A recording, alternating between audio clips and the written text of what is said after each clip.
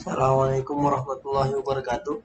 Nama saya Fatwa Nugra Nasir dan akan menjelaskan tentang normalisasi.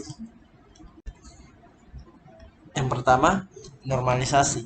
Normalisasi adalah suatu teknik untuk mengorganisasikan data ke dalam tabel-tabel untuk memenuhi kebutuhan pemakai di dalam suatu organisasi yang bertujuan untuk menghilangkan kerangkapan data, mengurangi kompleksitas, dan mempermudah modifikasi data.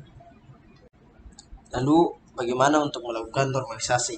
Ada beberapa tahapan normalisasi. Yang pertama adalah tahap tak normal, yaitu menghilangkan perulangan grup. Yang kedua, tahap normal pertama, yaitu menghilangkan ketergantungan parsial atau sebagian. Dan ada tahap normal kedua, yaitu menghilangkan ketergantungan transitif, serta ada tahap normal ketiga, yang terakhir yaitu menghilangkan anomali-anomali hasil ketergantungan fungsional. Lalu bagaimana untuk membentuk normalisasi? Contohnya KRS atau KHS dan transkrip akademik mahasiswa. Kita akan melihatnya. Yang pertama ada kartu rencana studi atau KRS. Di entitas kartu rencana studi ini ada entitas KRS, ada entitas mata kuliah dan mahasiswa. Dan atribut untuk entitas kartu rencana studi yaitu adalah pertama, entitas KRS memiliki atribut tahun dan semester. Entitas mata kuliah memiliki kode, nama, SKS, ruangan, hari, dan jam. Entitas mahasiswa memiliki NIM, kelas, nama, program studi, pembimbing akademik, foto, dan total SKS.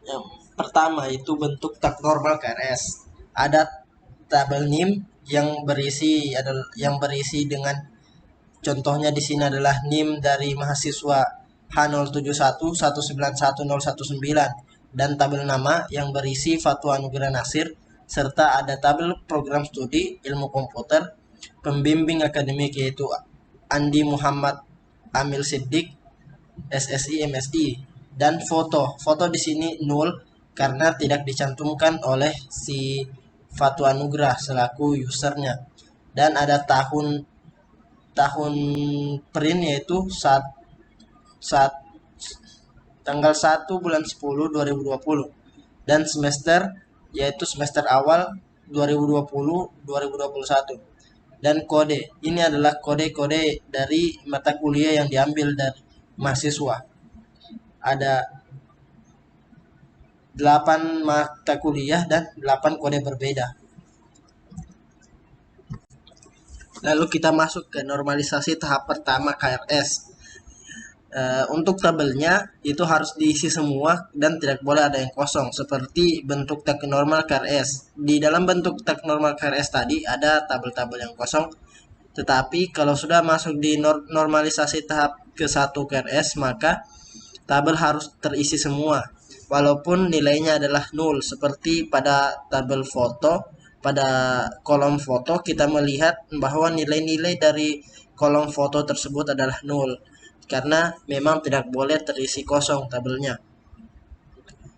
Lalu karena itu adalah bagian dari normalisasi. Lalu harus memiliki primary key. Di dalam tabel ini diambil 2 primary key yaitu NIM atau kode.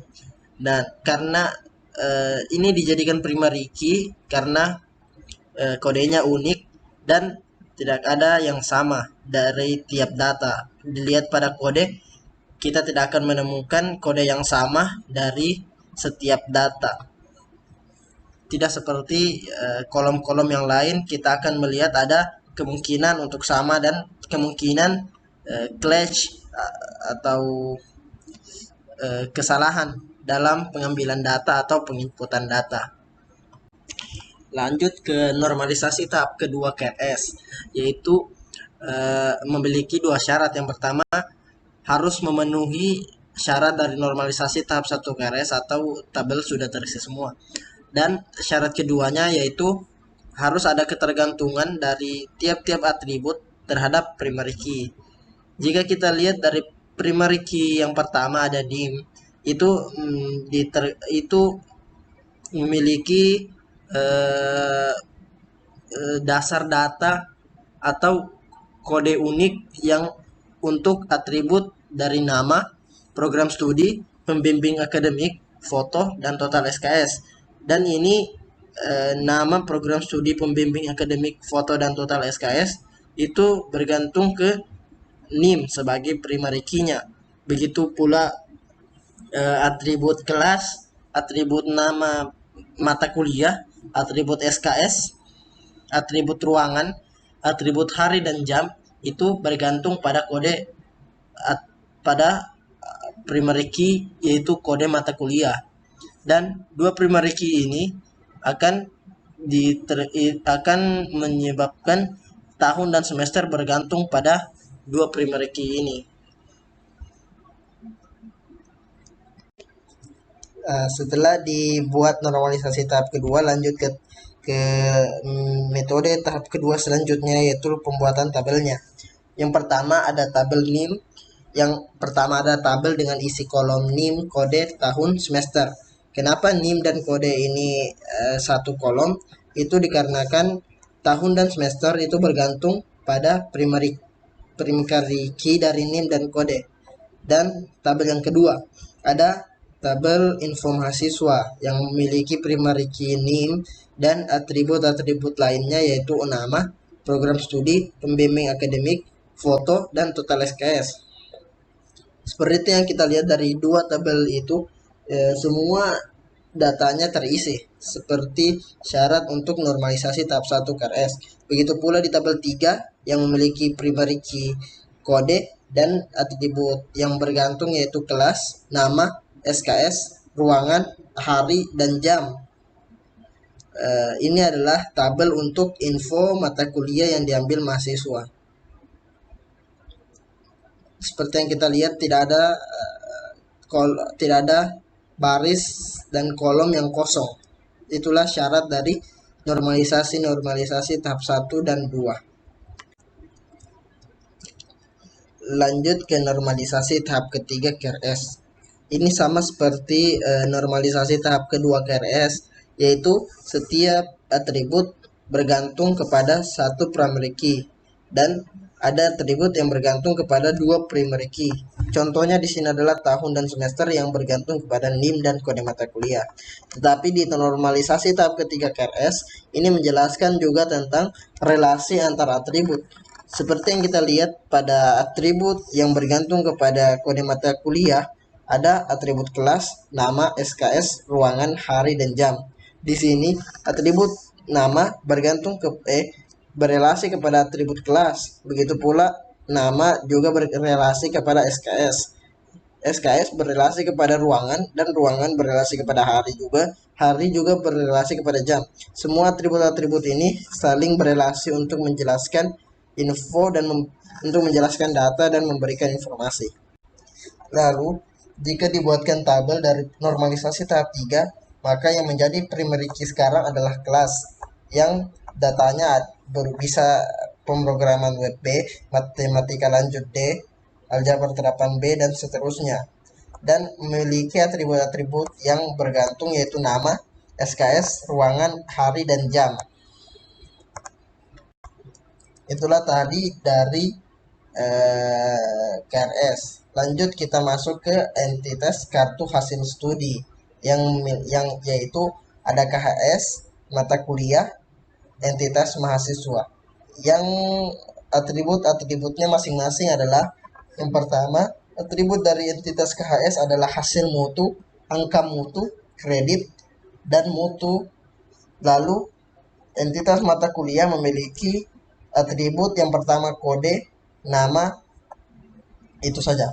Dan entitas mahasiswa memiliki atribut NIM, nama, program studi, fakultas, jenjang tahun masuk, IPK, dan jumlah SKS.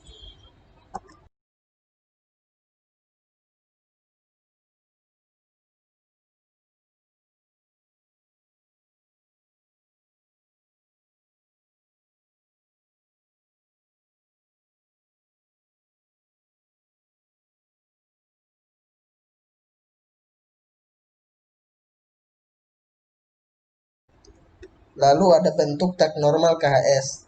Bentuk tag normal KHS sama seperti bentuk tag normal KRS yang sudah kita lihat tadi. Ada ada kolom NIM, nama, fakultas, program studi, jenjang, semester, IPS. Ini sama seperti KRS tadi. Lalu kita lakukan normalisasi tahap 1 KS, yaitu diambil primary key yaitu NIM dan kode. Alasannya sama seperti pada KRS tadi.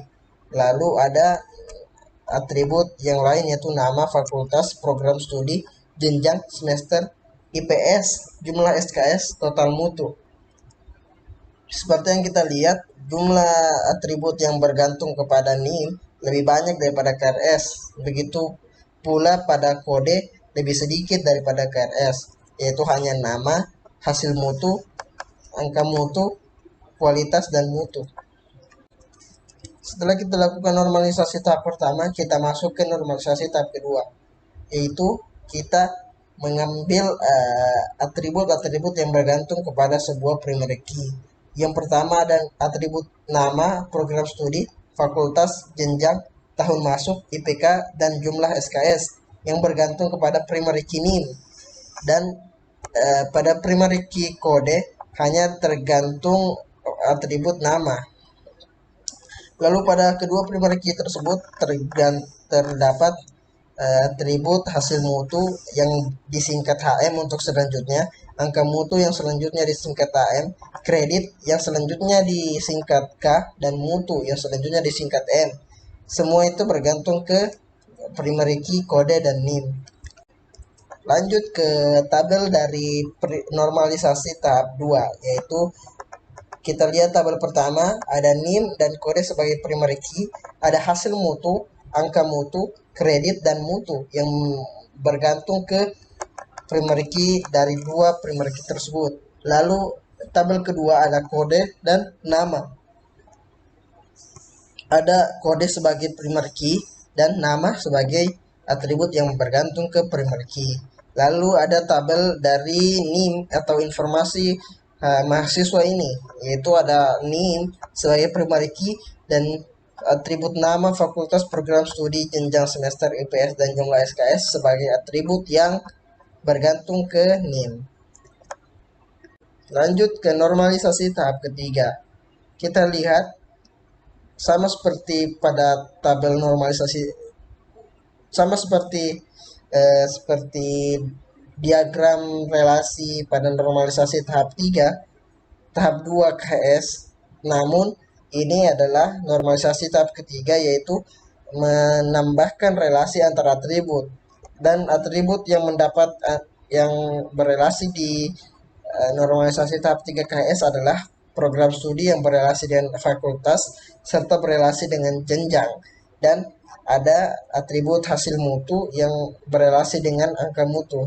Atribut hasil mutu dan angka mutu bergantung ke primary key, kode, dan NIM, dan atribut dari program studi, fakultas, dan jenjang yang masing-masing berelasi tersebut bergantung ke primary key NIM.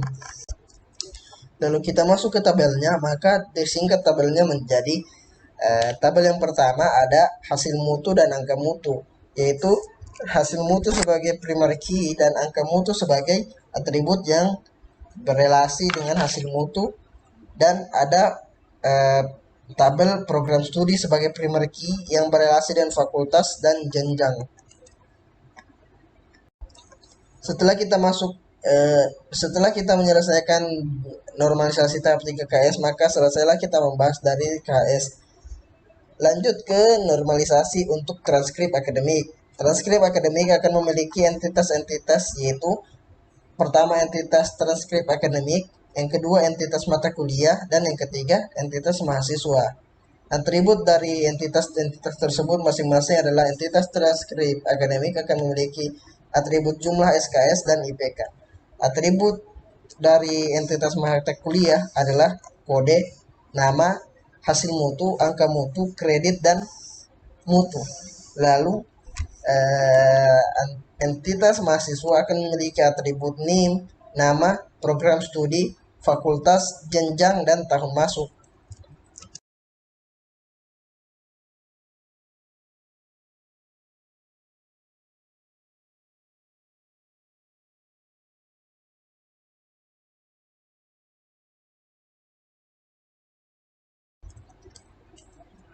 Lalu bentuk normal dan transkrip akademik, kita mungkin sudah melihat dari bentuk normal untuk KRS dan KS ini sama seperti bentuk teks normal transkrip akademik, itu akan sama seperti bentuk teks normal dari transkrip akademik akan sama seperti bentuk teks normal dari KS dan KRS.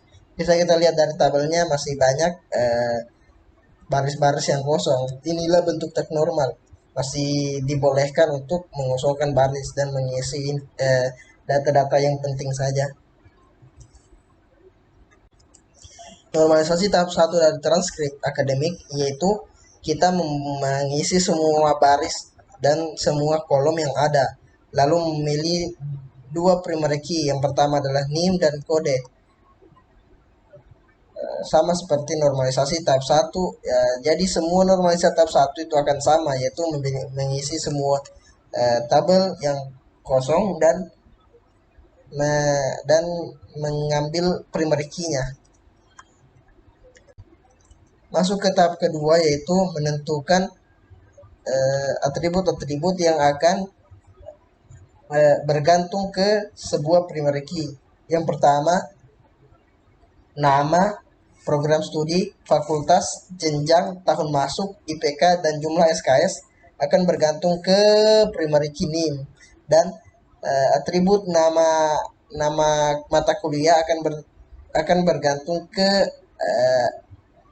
primary key dari kode, dan primary key dari kode dan NIM akan menjadi dasar dari hasil mutu, angka mutu, kredit, dan mutu sebagai atribut yang bergantung ke dua primary key tersebut.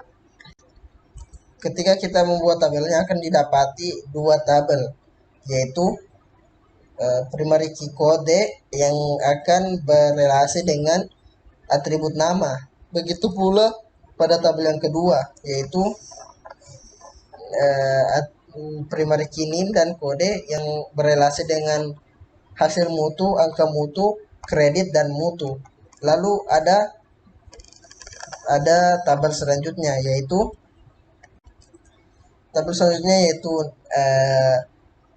NIM, yaitu tabel untuk info dari mahasiswa yang memiliki primary key NIM dengan relasi atribut, yaitu nama, program studi, fakultas, jenjang, tahun masuk, IPK, dan jumlah SKS. Jumlah SKS yang telah diselesaikan oleh mahasiswa. Lalu kita membuat relasi antara atribut yang bukan primary key untuk normalisasi tahap ketiga untuk transkrip akademik, yaitu hasil mutu akan berrelasi dengan angka mutu, dan program studi akan berrelasi dengan fakultas dan berrelasi dengan jenjang. Tabel pertama, hasil mutu yang berrelasi dengan angka mutu, yaitu bisa dibilang A- akan menghasilkan angka mutu 3,75 dan B akan menghasilkan 3,00. Seperti itulah selanjutnya. Dan ada tabel program studi yang menjadi primary key untuk atribut fakultas dan jenjang. Kita lihat program studi memiliki eh, nilai yang sama semuanya, yaitu ilmu komputer S1, dan fakultas dan jenjang juga sama, yaitu masing-masing matematika dan ilmu pengetahuan alam serta jenjang yaitu S1 sarjana. Sekian dari presentasi saya. Assalamualaikum warahmatullahi wabarakatuh.